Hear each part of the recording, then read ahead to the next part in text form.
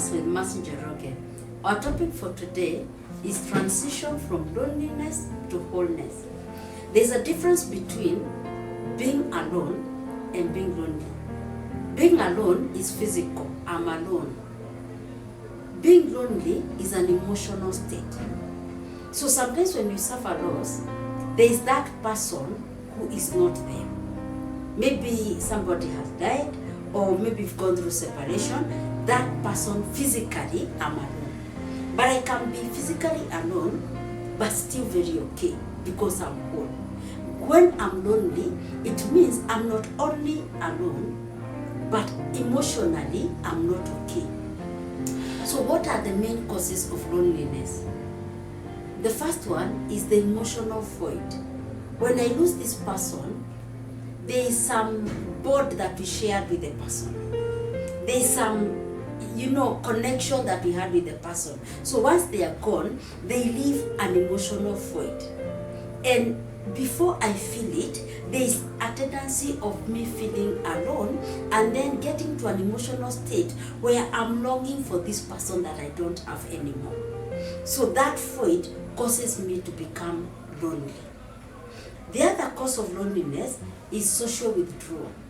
If, for instance, I was doing very well financially, it means I had a social class that I was relating with. Maybe when I was working, before I lose my job, I had the employees that we were working with, I had the people maybe in the sector that I'm working in. Now when I lose that job, when I lose that income, because I'm no longer relating with these people, not because they are bad, but maybe because sometimes economically I may not afford to be in the social gatherings that they are going to because I don't have the resources.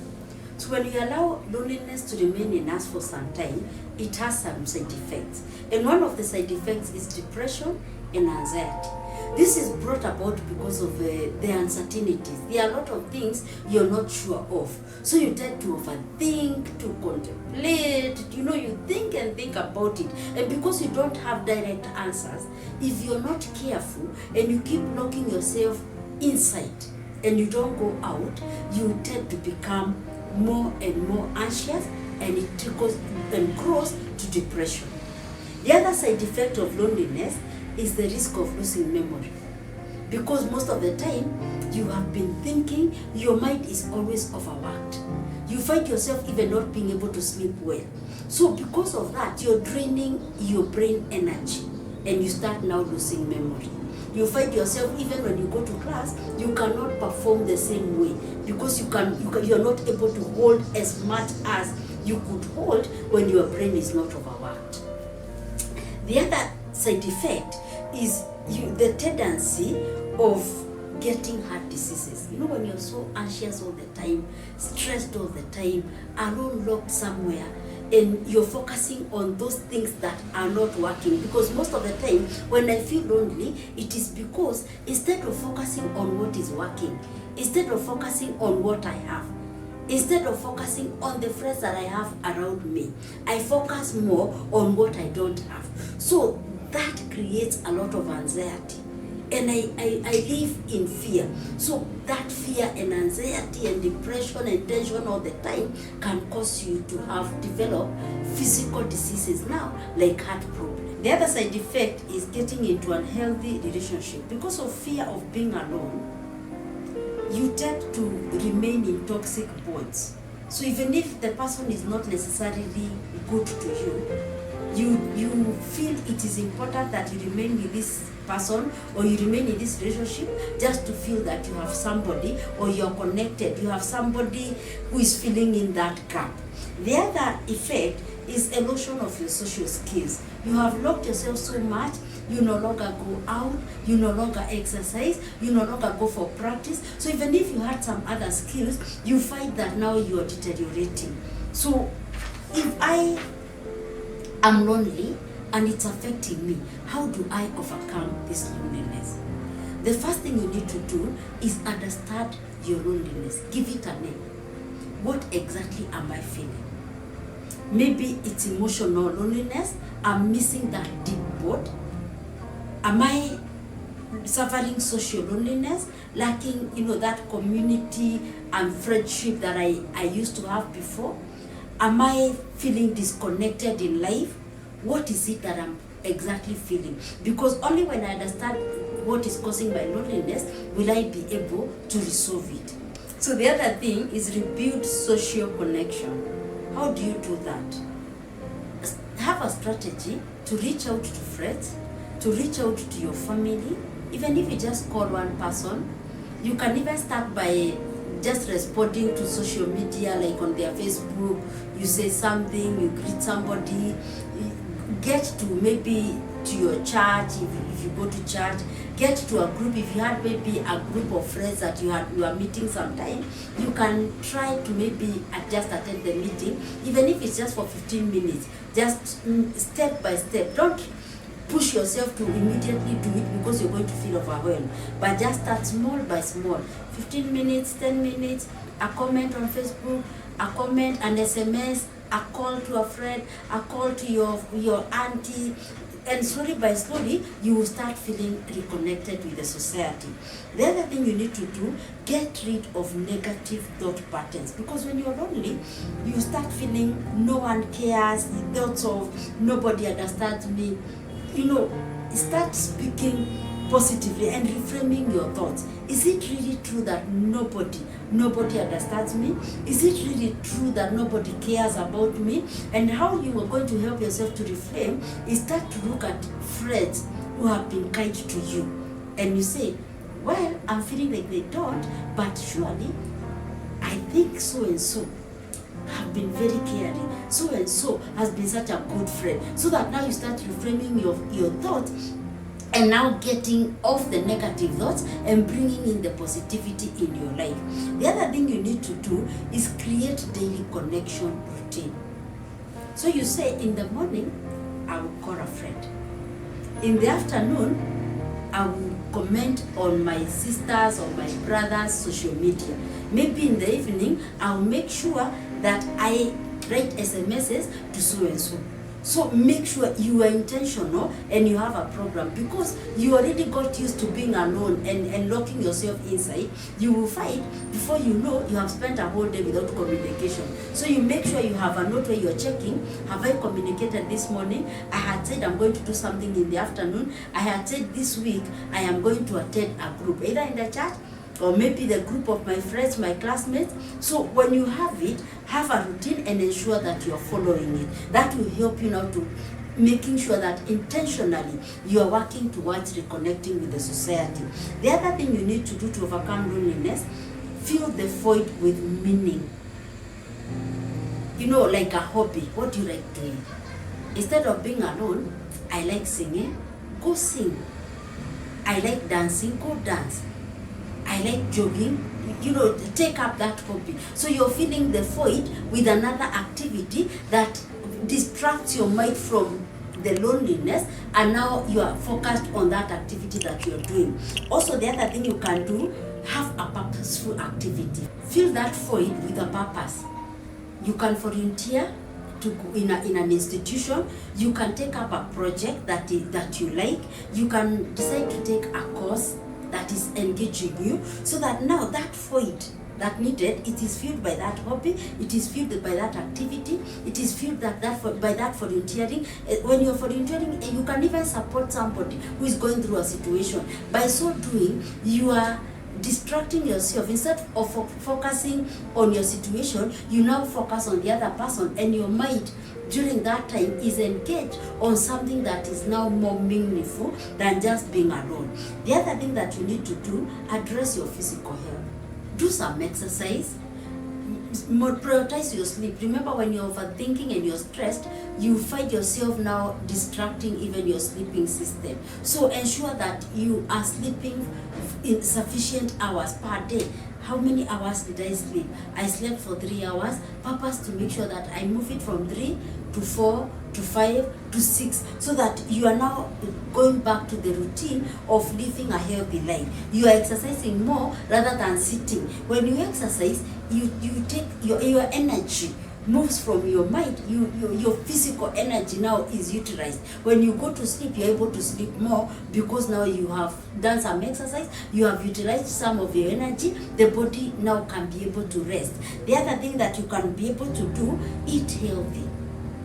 When I'm stressed, the tendency is I don't feel like eating, I'm skipping lunch, I can eat anything or not even eat, I take water and I think it is okay. Now you intentionally start eating healthy. And eating healthy is not necessarily expensive. I may not have money to buy meat and chicken, but I can buy a cup of beans and then some vegetables and some rice. That is healthy. So eat healthy and be intentional in doing that. The other thing you need to do, seek help when it's necessary. If I'm feeling so distressed, if I'm now starting to feel suicidal, if I'm now starting to feel like the dangerous thoughts are coming to my mind, it's an alarm that I now need to seek help. So don't now hold yourself and try to feel that I can do it even when I'm not able to do it. Remember we said it is okay not to be okay. So if I cannot do it, it's too heavy for me, it is okay to get help. So when it is time to get help, get help. The other thing that you need to do, learn to be comfortable alone. That is very, very important. The moment you learn to be comfortable alone, I am alone in the house, but somehow I'm enjoying the solitude.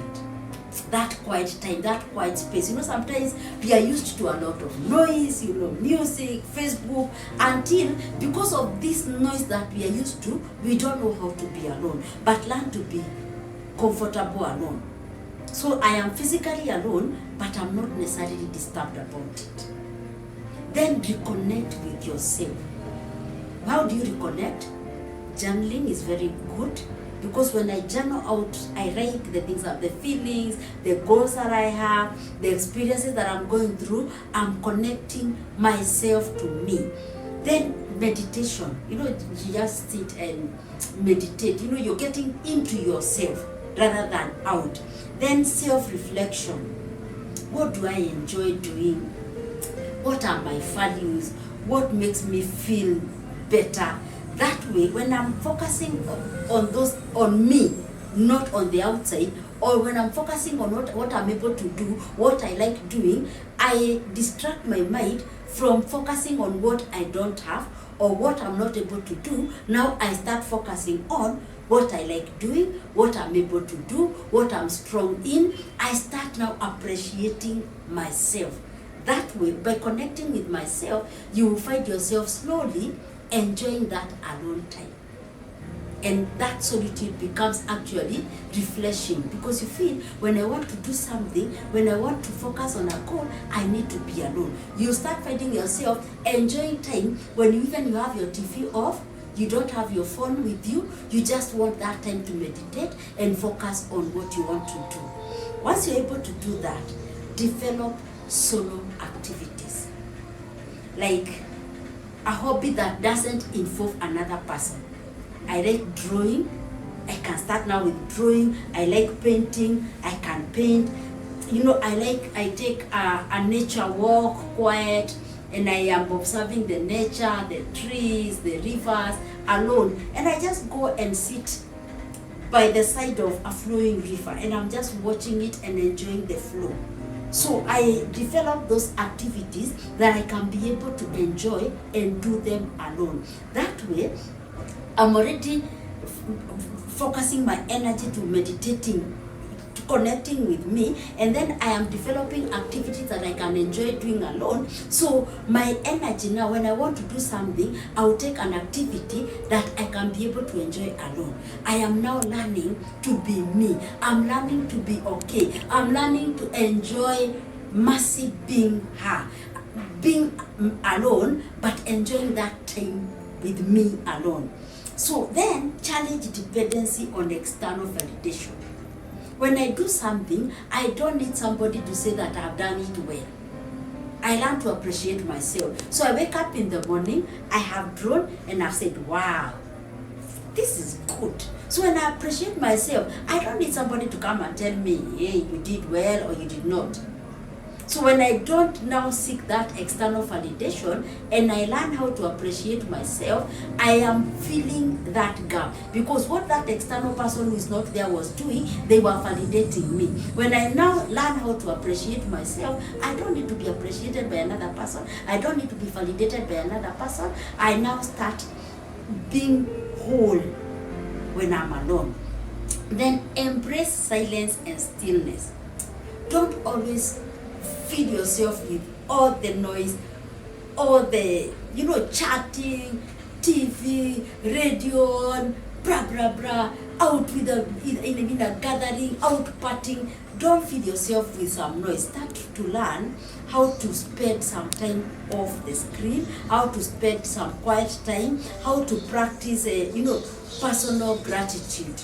The other thing is the emotional independence. Like most of the time when I'm feeling angry, when I'm feeling sad, when I'm feeling confused, you feel you want another person to come and help you deal with it. But when you learn to moderate yourself, hey, today I'm feeling, why are you feeling so sad? And now when I'm feeling sad, if I sing, I feel better.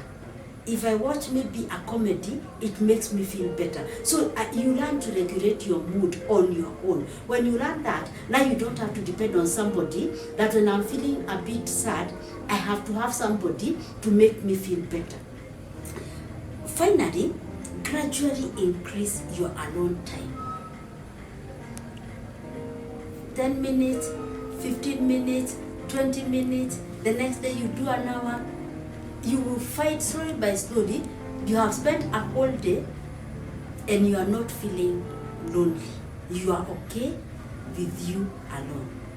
And you know what? When you are okay, when you are fine and comfortable with yourself alone, you are able to relate in a more better way. You can now be able to choose to be with somebody or not to be with them. You are not in a relationship because you're desperate. You'll only be there because you think it is okay to be there. It is so nice, it is so sweet to be whole.